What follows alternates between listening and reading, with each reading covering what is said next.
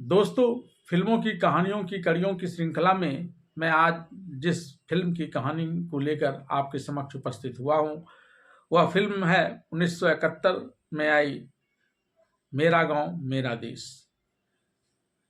यह फिल्म उस दौर में आई जब हमारे देश में डाकुओं का, ठाकुरों का आतंक हुआ करता था।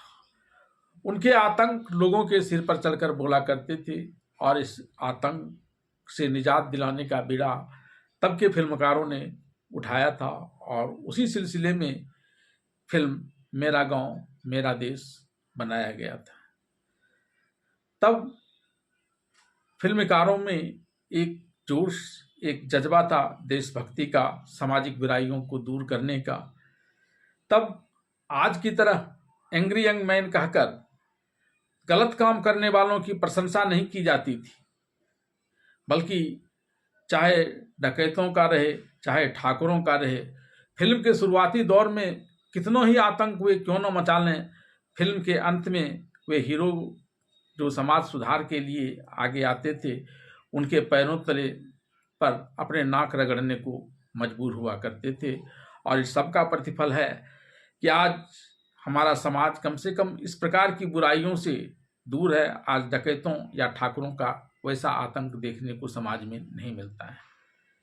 ये फिल्म मधुर गानों के लिए भी जाने जाते हैं। आया आया अटरिया पे कोई चोर, डर गई मैं मर गई मैं। आया आया अटरिया पे कोई चोर, सोना ले जा रे चांदी ले जा रे, दिल कैसे दे दूं जोगी, चुंदरिया नामी होगी बड़ी बदनामी होगी। या फिर मार दिया जाए या छोड़ दिया जाए, बोल तेरे साथ क्या सलूक किया जाए, जाम दिया जाए या जहर दिया जाए, बोल तेरे साथ क्या सलूक किया जाए। एक से बढ़कर एक श्रुति मधुर गाने से भरपूर थी यह फिल्म मेरा गांव मेरा देश। तब के ज़माने में गांव की गलियों से लेकर कस्बों के चौराहों तक और शहरों के बाजारों में ये गाने खूब धूम मचाया करते थे। आज भी अगर इस गाने की बोल हमारे कानों तक चली जाती है तो हमारा दिल बल्लियों उछलने लगता है इस फिल्म के उन दृश्यों को याद कर कर। यह फिल्म न सिर्फ नायक के रूप में धूम मचाने वाले धर्मेंद्र के लिए जाना जाता है, बल्कि इस फिल्म में खलनायक के रूप में विनोद खन्ना ने भी लोगों की खूब वाहवाही लूटी थी। तो आइए जानते हैं फिल्म मेरा गांव मेरे देश की इस कहानी के बारे में। फिल्म मेरा गांव मेरे देश की शुरुआत हवलदार मेजर जसवंत सिंह, जिसकी भूमिका जयंत ने निभाई है, के सेवानिवृत्त होने के बाद उनके अपने गांव में बसने से होती है। गांव की स्थिति में सुधार लाने के उद्देश्य से वे गांव के नवयुवकों को सेना में भर्ती होने के लिए सैन्य प्रशिक्षण देते हैं। इसी क्रम में छोटा चोर अजीत, जिसकी भूमिका धर्मेंद्र ने निभाई है, एक मेले में झपट कर भागता है। उसके भागने के क्रम में मेजर जसवंत उसे लंगड़ी मारकर गिरा देता है और फिर पुलिस के हवाले कर देता है। कानूनी प्रक्रिया के बाद अजीत को 6 महीने की जेल की सज़ा सुनाई जाती है। सज़ा पूरी करने के बाद जेलर उसे नौकरी के लिए जसवंत सिंह से संपर्क करने के लिए कहता है और वह ऐसा करता भी है। जसवंत उसे अपनी खेती के काम में मदद करने के लिए कहता है। इस बीच अजीत एक ग्रामीण लड़की अंजू, जिसकी भूमिका आस्था पारेख ने निभाई है, से मिलता है और दोनों में प्यार हो जाता है। इसी समय जब्बर सिंह, जिसकी भूमिका विनोद खन्ना ने निभाई है, लूटमार के उद्देश्य से उस गांव पर हमला करता है। डाकू जब्बर सिंह का खौफ ऐसा था कि ग्रामीण उसका विरोध करना तो दूर, खुद ही घर की संपत्तियां उसके आदमियों के पास पहुंचा जाते थे।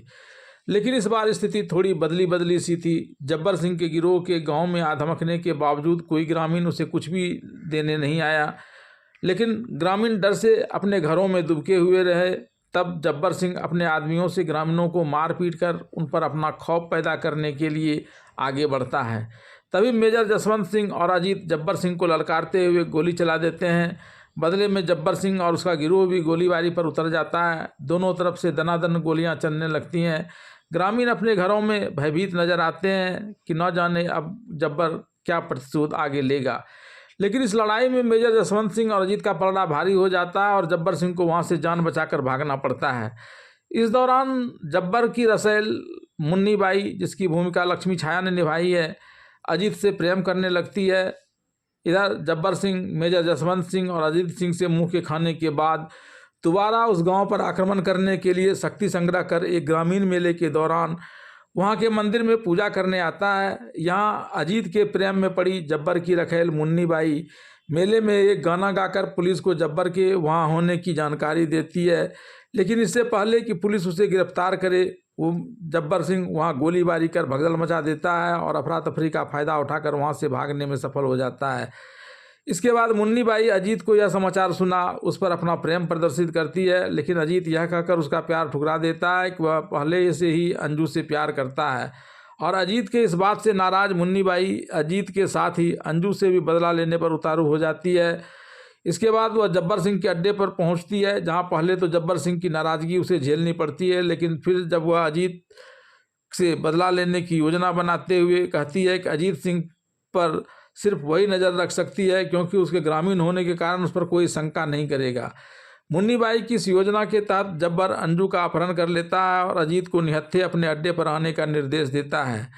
अंजू के प्रेम में अजीत जब्बर के निर्देशों का पालन करते हुए जैसे ही जब्बर के ठिकानों पर पहुंचता है, जब्बर उसे भी पकड़वा कर बांध देता है। अपना प्रतिशोध पूरा होता देख अजीत और उसकी प्रेमिका अंजू को मारने से पूर्व जब्बर और उसका गिरोह वहाँ खूब जश्न मनाता है। मुन्नी बाई को भी अजीत और उसकी प्रेमिका अंजू से बदला चुकाने का मौका मिल जाता है। हाथ पैर बंधा अजीत और अंजू इस समय पूरी तरह से जब्बर और उसकी रखेल मुन्नी बाई की दया पर निर्भर हो जाता है।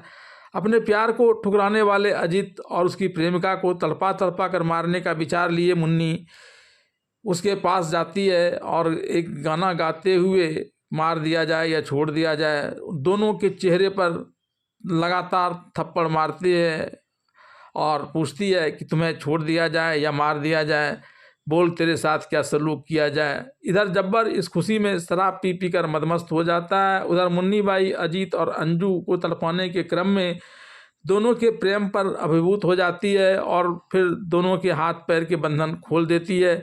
इसके बाद जब्बर और उसके गिरोह के साथ अजीत और अंजू की जमकर मारपीट होती है। मारपीट के इस क्रम में मुन्नी बाई भी अजीत और अंजू का पक्ष लेती है। अजीत बेल्ट से जब्बर को मार मार कर अधमरा कर देता है। जब्बर के गिरोह का ज़्यादातर सदस्य या तो मुठभेड़ में मारा जाता है और जो बच जाता है वह भाग कर कहीं छिप जाता है। अजीत जब्बर को पीट पीट कर मार डालना चाहता है, तभी मेजर जसवंत सिंह वहां आ जाते हैं और जब्बर को कानून के हवाले कर देते हैं। अजीत और अंजू का ब्याह कर साथ रहने का फैसला होता है और वह वहाँ से जाने लगते हैं। तभी अंजू अलग थलग पड़े मुन्नी बाई को भी जिद कर अपने पास ही रहने के लिए मना लेती है और इस प्रकार से इस कहानी का एक सुखद अंत हो जाता है।